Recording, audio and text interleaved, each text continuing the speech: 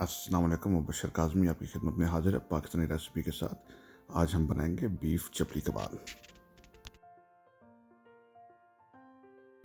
تمام مسالے مکس کر قیمے میں ہم نے قیمے کو منس کر لیا،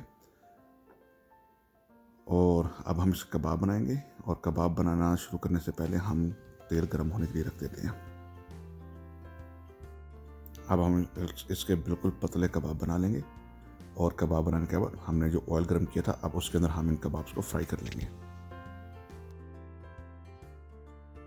کبابس کو بالکل ہلکی آنچ پر آپ نے بنانا ہے اور دونوں سائڈوں کو اچھی طرح سے پکانا ہے، کیونکہ یہ کچا قیمہ ہے تو سلو پہ کریں گے تو اچھی طرح سے اندر تک سے پک چکے ہوں گے۔